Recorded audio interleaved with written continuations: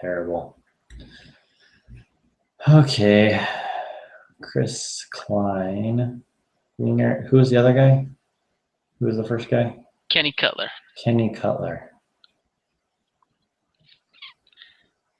But whenever you're ready, we're good. Oh boy. Okay. Let's do this. Okay, go. Hey everybody, welcome to another episode of Touchline Podcast. We're on episode 17. You're here with Rich, that's me, and Brett. Say hello, Brett. What's going on? And so this would be the DeMar Phillips episode 17. Also the Chris Wingert, Chris Klein, and Kenny Cutler memorial episode. So today on the podcast, we're going to talk about, the games that happened last week. We had the game against the Galaxy and the Chicago Fire. So we'll talk about those, recap the draw against the Galaxy and the win against the Fire, and then we'll touch on Montreal coming up this weekend. And maybe a little bit about the Open Cup, since it's some of the preliminary games are going on right now and some Utah teams are involved in that. So let's start out by kind of recapping last week. What do you say, Brett? That was a long time ago, man. I know. A lot of soccer played since then. No, it was, the other game was actually a very, very good game. It was a game that RSL really needed to also. You could tell RSL was playing with fire a little bit. I mean, I think they were called something like 6 or 7 offsides within the first 45 minutes. Offensively, they were getting things put together. Defensively, they were, I think I saw that over the course of the game, they only allowed 2 shots and none of them were actually on goal. So, it was a good game. I think it's a game that they needed. I know everybody thinks we went back to the diamond, but afterwards, Jeff Kazar was quick to point out that it was more of a 4-1-3-2. And I think that helped the team out also because it kept those 3 guys kind of in the midfield. So where your midfielders are still trying to figure out how to run inside that 3-man midfield formation and having that relief of Beckerman behind them in case they do screw up. It was a good game for them. Much needed game. Yeah, I mean the LA game. So that was it was another lightning delay game. So it started about an hour late. I felt bad. I was actually on vacation, so I gave my tickets to my neighbor. She'd never been to a game before, and she's going to take her 2 boys. One was a teenager, one I don't know was 9 or 10 maybe, and she was super excited. And then they had the huge rainstorm, and so I felt pretty bad about sending her out in that. But it seemed to let up, and I think RSL played pretty well. They handled the kind of new or the different setup, like you said, with the 4-1-3-2 pretty well. Mm-hmm. And we're pretty dangerous, I think, for different parts of the game and create a lot more chances than we'd seen. Yeah. A thing that stood out is the ability of Jordan Allen. We've been seeing him a lot more and more as time goes on up top playing as a forward. In this game, they asked him to kind of sit back in that midfield role and play out on the wings. And you can tell something that I never really caught on to until I heard it on frame with Brian Dunseth. After that, I went back and watched highlights, and it was right. Allen will get the ball, and he instantly knows where he needs to put the ball because it's rare for a young player to do this, but he already knows where everybody is on the field. Before the ball comes to him, he gets that quick mental snapshot, and you saw that a lot all over that LA game, is he just knew where it was supposed to go, and he just took care of it. Yeah, and I mean, like a lot of people have said, he's certainly not afraid. Kind of more like a Fabi Espindola kind of player where, if he gets the ball, he's going to try and, get it past you. If he can, I mean, he'll combine with other players, but if he has an opportunity to take someone on, then he'll do so. So. Yeah, and not only that, I think I've been playing with the idea more and more. We all kind of look at Luis Gil going forward as the heir apparent to the Javier Morales. That when Javi's ready to, either when Javi's ready to hang it up or we're ready to hang Javi up, that Gil is the guy that was supposed to go in there. And more as I watch it, I wonder if Jordan Allen is that midfield guy that we would actually put there. Yeah, I mean that's an interesting thought, and I don't know if he'll get that opportunity or not. I wonder, when is he just going off with the U20s? Where they're going to play him, if they'll play him as a striker or in midfield. I mean, I have no idea. Where they're going to play him. It would seem that if we were going to take one of our, kind of young guys and kind of replace Javi with them, it seemed like Salcedo would probably be the more likely choice. That Allen's more wingerish, but I don't know. I guess it would be an interesting kind of experiment to do. Yeah, I mean, it was just because of, you see how Jordan Allen plays. He kind of is. He has those flashes of a decision maker. You saw that a lot in the LA game, and you kind of hope that between him and Gil, somebody's got that position locked down. Yeah, I mean, there's only, the sky's the limit for him. And I think ideally, it almost seems like they would like to play him as a fullback, but because he's, does such a good job higher up that they keep putting him up there. But yeah. I don't know. So, I guess the end of the LA game was finish that up really quick. We had Olave had his bookend, yellow card, set up the free kick, and then went ahead and committed a penalty on the ensuing free kick to give up the penalty. Yeah. That was awesome. And then, Rimando does what he does. And I don't know. It's so funny. Every time Rimando steps up to stop a penalty, I just always assume that he's just going to do it. Yeah, and he was lights out all game long. I know his penalty save is actually up for save of the week, and so it'd be great to see them, see hit another one of his penalties win save of the week. So. And Juninho's penalty, it wasn't, a bad penalty. I thought Juninho hit it actually pretty good, and Rimando got it anyway. So, he's just pretty amazing how, he guesses right most of the time and saves them most of the time. So, yeah, it's just amazing. But so that game ended 0-0.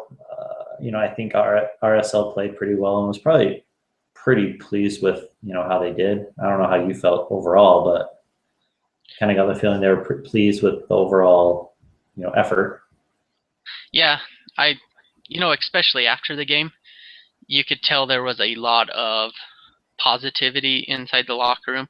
There were Cesar's press conference. Even Rimando's interview that he did with the media, he sat there and talked about how his team stepping up for that penalty, even if he allowed it, he was so proud of his team because of what he saw them accomplish. And that was a team that night that felt like if they would have lost, that it would have been like end of the world for them. And the fact that they got a tie in the way they did it, it spoke positivity about them, and they just loved every second of it. Yeah.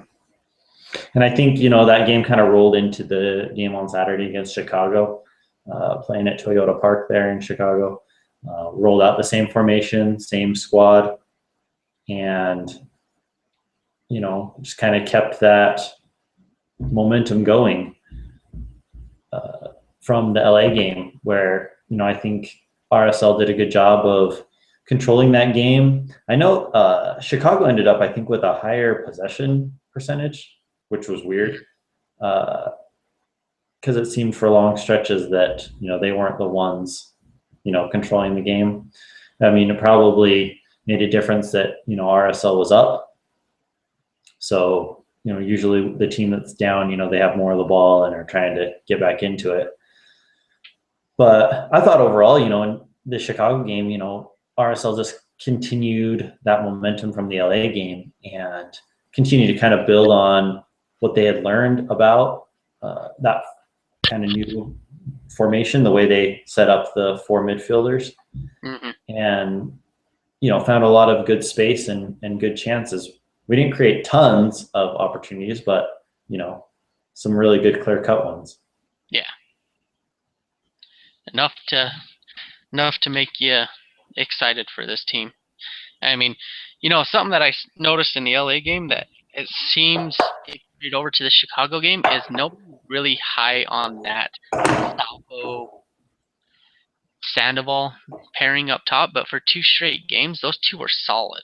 They worked together, they worked off of each other, and in the past when they've only worked together in sub situations, it looked like a terrible idea, but now that they've played, full games together, they look completely outstanding too.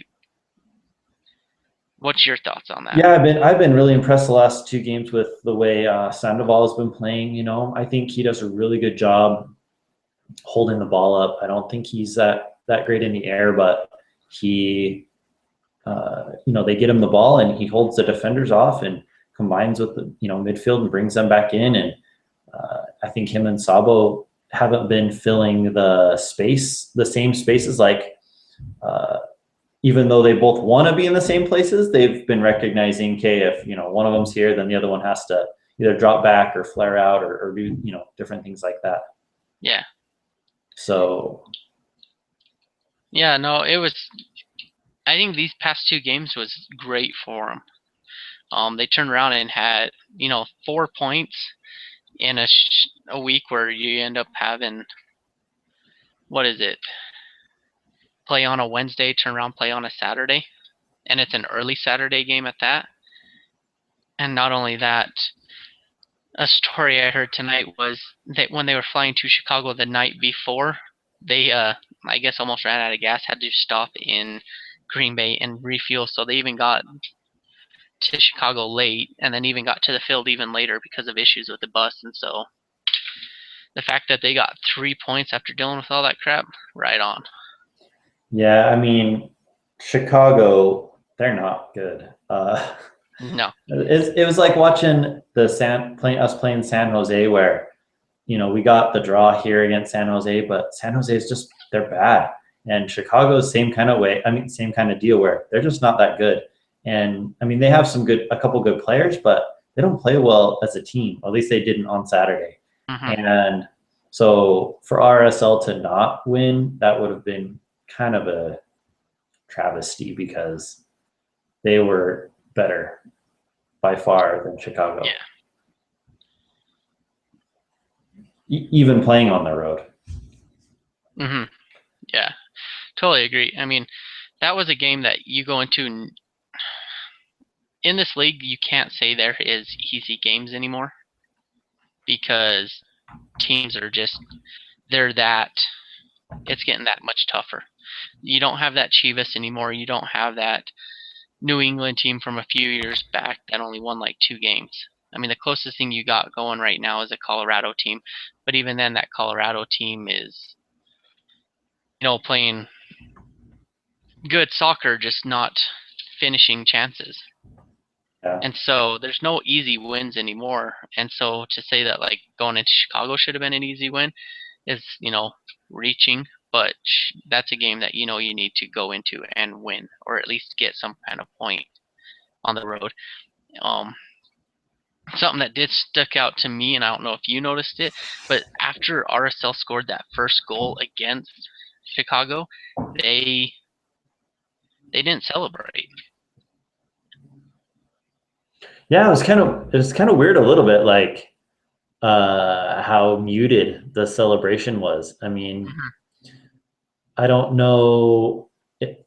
Yeah, I don't know if it was because it was so early in the game, or everyone was just relieved, or because it was like a team goal, so Sabo wasn't really like, yay, I'm awesome. I don't know. It was kind of strange. I think from the looks of it, and this is just me, I think it kind of looked like they had a huge weight lifted off of their shoulders. Like, all right, we got through this scoring drought. It's over. Now we can go back to playing, soccer. We can go back to playing RSL style of soccer. And so I think that was the moment where they kind of just, they came together as a team and realized that this is it. We finally got through that drought. Let's keep going. And as you can see throughout the match, at least the little bits I was able to catch, they were able to play a lot better soccer.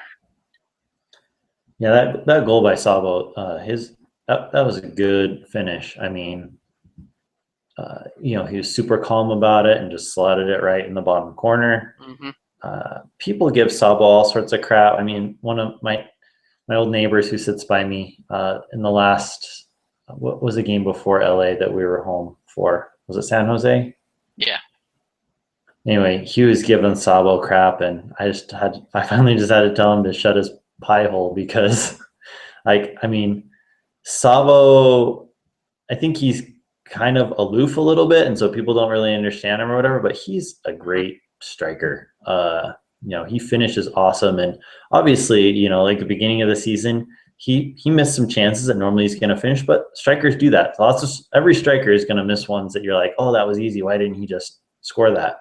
Yeah. But I mean, I think Sabo's great, and so Yeah. I can't, it rubs me wrong when people get on him. Not only that, Sabo is one of those that, to take away from, and it's an old 80s band, I don't even know which one. Sabo is that one player that you don't know what you have until he's gone. It's as soon as he's gone, people are going to miss this guy. And it's going to be, they're going to hate it. I hate to say it, but they are going to hate life without Sabo. I know. Well, from what I remember last year when Sabo was gone, I mean, we really struggled, and trying to replace what he can do and how we like to play through him, and even just his finishing. Hmm. And I really think, even so, people call him lazy, that he doesn't hustle, all these different things, but Yep. I don't see it that way at all. I mean, sometimes he doesn't necessarily hurry, like getting back onside, different things like that. But I think he does a really great job pressuring center backs, as part of the team defense, or back pressuring the midfielders, coming back to take away places where they can pass to. And I don't know, I think he's a really smart player. Yep. I agree. And I think it's unfair for people to hate on him because he's just that quiet player. He doesn't, he likes to be in his own little comfort world. He likes to just be hanging out in there and just doing his own thing. He's going to he's going to score you goals. He's going to create chances and things like that. I mean, he goes through those droughts, but everybody goes through droughts. And Yeah. I don't understand why people jump on him for the way he is. But me personally, I love Sabo. I am one of his biggest supporters. Yeah, I mean, he's still scoring better than one goal every other game, which is Yeah. awesome. So back off, people. Sabo's awesome. What do you deal with us? That's right. You're gonna have to go through us. Yeah, I mean, not every striker has their flaws, and Sabo certainly has them. But I Hmm. think we're definitely lucky that he's on our team, and I hope he stays healthy all season. Yeah. Yep. So Chicago game, I guess they talked about it a lot on the broadcast. They have that new right back, Jovan Jones. He was awesome. Uh, I'll be really interested to see how he kind of progresses in his MLS career, because he played really, really well, and he's got speed, and he's kind of like that. a man Sally or Phillips type where, likes to run up and down, and they're fast and, like to cross the ball and all that. Plus they're good defenders. So yeah, he played well. We gave up that PK at the end by Vasquez. And, I thought Armando was going to save it again. He almost did. But, they pulled the goal back, which was unfortunate because I don't think they deserved to score. But at least, we still won the game. So I guess that's all that matters. It was pretty funny that. But, it was a positive result. Yeah, it was pretty funny that most of Chicago's chances, their best chances, were all from Lavelle Palmer. Their right back who used to play for RSL. I thought that was pretty funny. Yeah, and I quickly sat here and watched the results. I wasn't able to catch the entire game, but for highlights, what it shows is a lot of their offensive opportunities came from Lavelle Palmer just trying to lob it in there and trying to hope something happens. Yeah, and I think he probably had two of their best actual shot opportunities, even though I think one of them was he was trying to cross it and it just came off his foot wrong. But yeah, it's good the RSL won a game that they were supposed to win. So finally got some goals. Yep. So that brings us to Montreal. And Montreal, they're also not good. They're not, and the sad thing is they just about won Champions League. Right. They won it for about 60 minutes or something, or through the second leg, and then it all fell apart. And then so tonight they were playing in the semifinals of the Canadian Cup. If you win the Canadian Cup, then you get back into Champions League. They were playing Toronto, and they won that 2-leg series. They lost the game but won the series, so they beat Toronto over 2 legs just barely, even though they're not a good team. So Portland just went in there this past weekend and won. I think it was this weekend, right? They won 2-1. Yep. Montreal's kind of got something funny because of Champions League. They've only played 5 games. So, we've played 10 and they've only played 5. They haven't won a game yet. They haven't won a game in MLS. Obviously they won a couple Champions League games. 2 ties? Yeah, 2 ties, 3 losses. And I want to say their one tie, it was against New England, but it was early enough in the season that New England was still trying to figure out what they were going to do. Yeah, they drew New England and they drew Orlando City. Yeah, who exactly isn't, a barn burner. Yeah, they lost to DC United. They got stomped by Houston, and then they lost to Portland. So, I think this is definitely a game that RSL should be able to control, especially, Montreal played midweek here. So, I'd have to expect RSL to trot out the same formation that we did the last couple games. We'll have to see. I guess Jordan Allen is still up in the air of whether he's going to be there or not. No one seems to know, except for Cassar probably knows. But he hasn't said. I came across an article through the help of one Brian Dunseth, and he, down here at the bottom, it shares that it looks like Jordan Allen will be with the club and play the Montreal game, and then immediately get on a plane and head to hang out with Tab Ramos and his U20 team. Yeah, so I think, from the looks of it, Jordan Allen probably will be there. I would expect so. The way everyone's kind of talking and the way Cassar was responding to questions, LA, one of their players, what was his name? Bradford the fourth. What? Bradford Jameson the fourth. Jameson the fourth. That's right. Anyway, he's doing the same thing from what I heard. Is he's going to stay with LA for their game and then leave. So hopefully, we get to keep Allen for one more game before he takes off.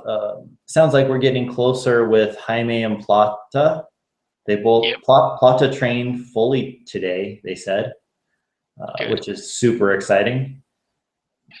That means, maybe in the next, I don't know, couple weeks, we should be able to see him. Yeah, my guess is you'll probably see him spend at least one game down with the Monarchs just to get back to game speed, and then he'll be back with us. That's my guess. Yeah, I mean, Cassar did say, he said something kind of interesting where you have to balance the risk and reward, which I can understand. Like, if you got a player who's just coming back and then they go to play with the Monarchs and then they get hurt from, somebody who's quote unquote, less skilled, right? Coming in on a bad tackle or something, you don't want that. So you kind of have to weigh whether or not you think it's worth it. But I'm with you. I think that, I don't know that they would do it with Jaime, but I think they might do it with Plata, give him a game or so down there. Yeah, I totally agree. So. But, Jordan Allen, he has this ability right now that if he blows it up at this U20 World Cup, my guess is you're going to see him World Cup qualifying and playing in the World Cup at least.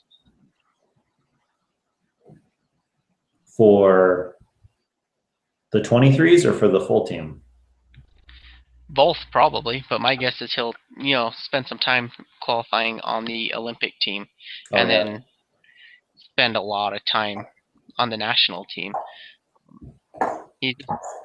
Jordan Allen is an ex-skilled player that RSL has found and developed. Yeah, he certainly has that opportunity. We thought when Gil went over to the World Cup, we thought that was going to be the last time we were going to see him, and he played well, and then nothing really came of it. So, hopefully Jordan Allen, he hasn't actually played that many first team minutes. Hopefully this is a good experience for him, and he gets a lot of minutes under his belt, and learns a bunch playing different teams with different styles, and he comes back even a better player. Yeah, and I heard that the U20's coach was impressed with the fact that Allen played 90 full minutes for RSL, got on a plane, flew out to the camp, got in, went to sleep that night, got up and played like 45 minutes for the U20s, took a day off from training because everybody got the day off, and the next day went almost 90 minutes for him, and was just impressed that he just kept going and there was no die and no quit for this guy. Yeah, it's great to have an engine like that. Yeah, and he's ours. He's all ours. It helps that he's young, obviously. Yeah. But, he could be, if he blows it up, he could be another DeAndre Yeldon, and Europeans might be calling for him. Yeah. I hope we pump the brakes a little bit on the hype train, since he hasn't actually, he's played, half a dozen games so far. Yeah, but, even last year, he was Cesar's first sub off the field. Off the bench to the field in the first game last year. So even back then, Cesar was huge on him. Yeah. If say we're all healthy, right?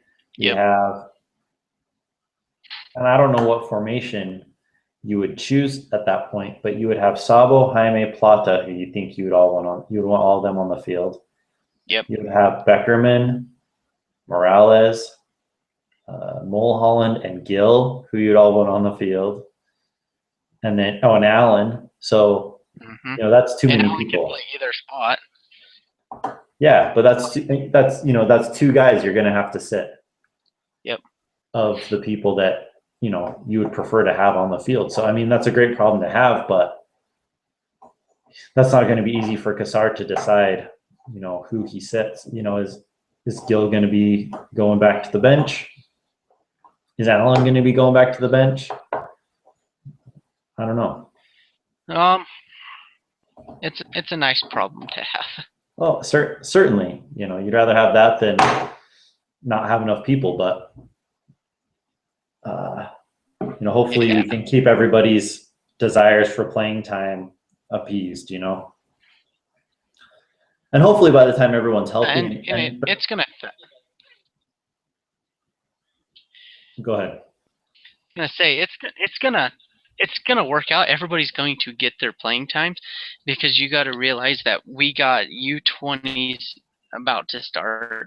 We got Olympic qualifying about to start. After that, you got Gold Cup. We'll end up having Copa America. Throw in there some CONCACAF that we're going to be playing in. Everybody and their mother's going to get to play. Guarantee it.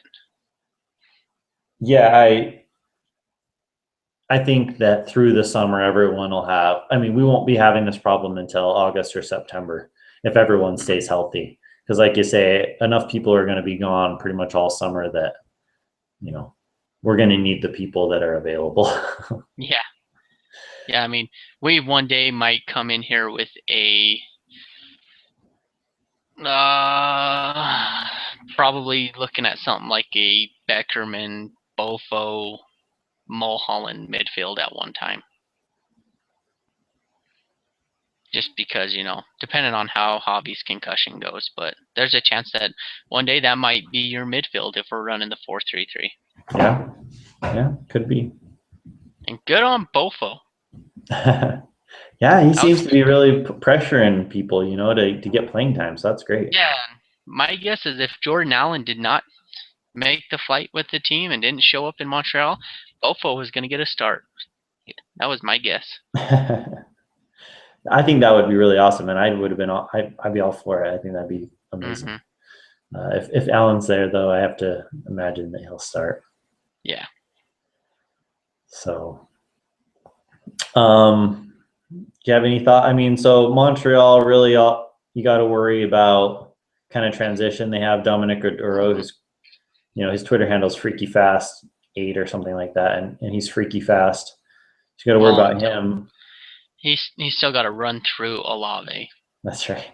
And, you know, his finishing isn't the best, but he's fast. So, you know, we have to worry about that. And that's about it. I don't know, that Montreal they don't have a lot of quality. So they really don't. I mean, that's a team that, to me, looking at them, and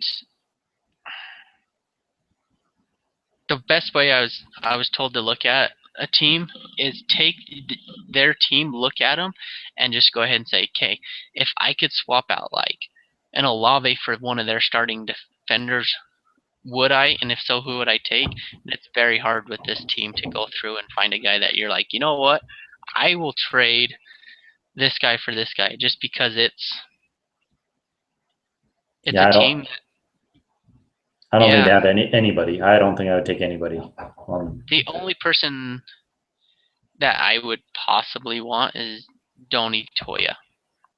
Only because I want to see him back in an RSL uniform. Yeah, but I wouldn't trade anybody for him. No, I'd give him some allocation money or something. But that's about as far as I'm going. I mean, and they even got some good players like a Kenny Cooper. But I mean, Justin Mapp's okay. Jack McInerney's okay. Bakary Samari is okay. You know, their new guy Piatti, he's really good. Yeah. But like I said, there's nobody on that squad that you're like, I will trade you straight across. Right. Yeah. So I'm going to predict a 2-0 score. For the good guys. I'm gonna go. Part of me wants to like blow it up and be like, we win 4-0. 6-0 in Montreal. You know what happened to us last time we played an Eastern team? We're gonna pull that on them, but yeah, I think we win, but I think it's bigger than a 1-0. I'm guessing 2-0, 3-0 around that time frame. Let's hope we can score. I mean, I have a hard time picturing Montreal scoring, or if they score, you know, scoring more than one. So it just comes down to whether or not we can keep creating chances like we have the last couple games. And let's be honest here. They scored against Portland and they put up 2 against Orlando. That's all they've done all year long. That's awesome, I guess. Was that 3 goals in 5 games? 3 goals in 5 games. But that's also 3 goals in the result of what, March through May? Yeah, I mean, they did score a bunch in Champions League. You know, they scored what, 1, 2, 3, 4, 5, 6, 7, 8 goals in Mm-hmm. in their Champions League game. So, you know, they scored some, but you know, obviously in league they haven't been scoring very many. Yeah. So I'm going to assume that continues.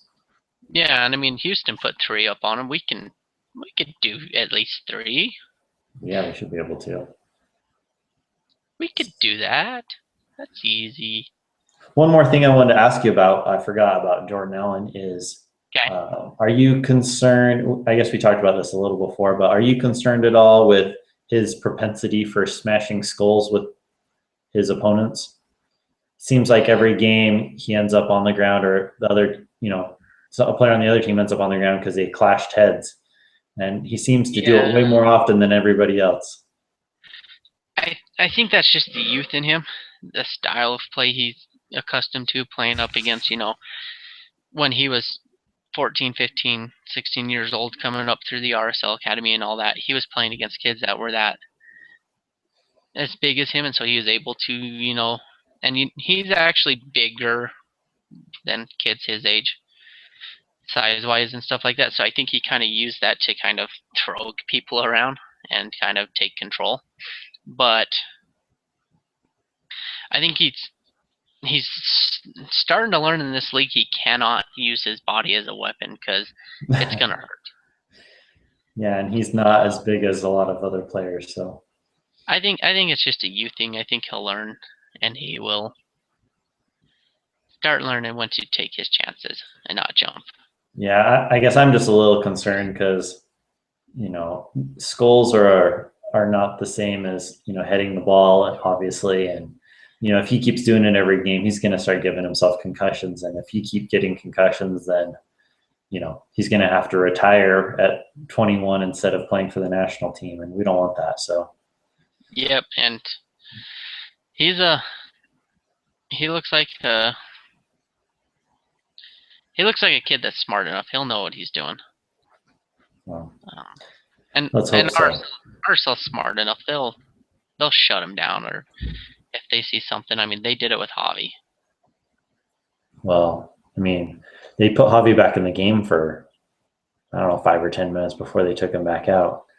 So Yeah, and from the sounds of it, they thought Javi was good, and as soon as he got in there and they started watching him run around and the way he was playing and stuff, it was get him out. yeah, that Chris Cameroni had an interesting article today about Javi, and about how Javi said that he thinks that this concussion has been worse than when he broke his ankle, just because, you know, the ankle you knew was going to get repaired, but you know, when you damage your brain, you're always kind of nervous, like, you know, am I going to be able to head the ball again, or am I just going to get concussed again? Yeah. So yeah, let's hope that Javi gets, you know, recovers quickly. He's not going to play this weekend, he's said for sure. But I hope they hold him out another couple games just to make sure. Yep. So awesome. Anything else you got? Something I just hurried and figured out that I thought was kind of cool. So over the course of 9 games this season, I pulled away the 4-0 beatdown we received because I have forgotten about that game and refused to remember it. But in the 9 other games, we have only given up 6 goals, and I'm not counting an own goal as a goal. But out of those 6 goals, 1 came off of a PK, 1 came when we were man down, and 1 came because Wando was, half a field offsides. Yeah. other than that, only 3 goals have ever been scored against us that we were, full strength in the field of play type of situations. Yeah, no, I mean, Awesome. Yeah, I think our defense has been doing really well. I do think there have been several times where we've been fortunate and there have been some scrambling, but you're going to have that, I think, with any defense. So I've been really pleased with Olave and Vasquez. I mean, Olave's had his few brain farts like at the end of the LA game, right? With the PK. Mm-hmm. No, the PK was the Chicago game. No, that was Vasquez who got the PK on that one. Yep. So I think it was Olave had the one against LA. Because he got the yellow card for bringing the guy down, and then they got the free kick. But anyway, so Olave's gonna have his brain farts and occasionally, and Vasquez, he's still learning. On frame this week, you remember Dunny was talking about him talking with Vasquez about how just excited he is to learn and play, and how eye-opening it's been how physical this league is, and so he's definitely learning on the job. And he's doing great. Yeah, he's learning. Awesome. So, and a quick note, because it sucks, BYU lost to Harpo's FC in PK shootout, 4-2. This is true, which is unfortunate because I thought, BYU played better than Harpo's, but in the penalty shootout, Harpo's was definitely better. Yeah, we don't want to admit it, but yeah. BYU's penalties were pretty sad. At least 3 of them. So, yes, BYU is out to the bar-sponsored Harpo's FC. Yep, and we also found out that the Real Monarchs will be playing Long Island Rough Riders and get the chance to travel to South Huntington, New York. Poor guys. Holy crap. I'm sitting here and all of a sudden this ginormous spider comes rolling across my table. You just gotta save him and put him outside. It's like that comic. Wild. It was like one of those like pinkish red spiders too. Yeah, just put him outside, and so if somebody ever tries to break into your house, he can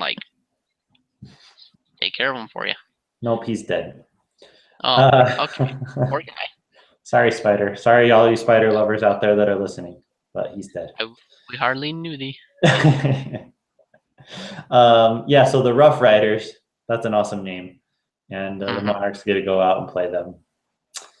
So, we aren't sure who RSL is playing yet still, but they will be joining the competition, in another, I guess, a round after the Monarchs? Yeah. I just closed it. I'll hurry and pull it back up. It's all right. It won't be happening for a little while. I want to say June, but I may be wrong. Mid-June. But, more soccer. Hope you guys have enjoyed the pod. It's been fun. Sorry we missed you guys last week. I'll try not to go on vacation again. Well, I mean, I was able to record some cool stuff and throw it out there, so they got that. True. That's true. You got the quotes from the LA game. Yep.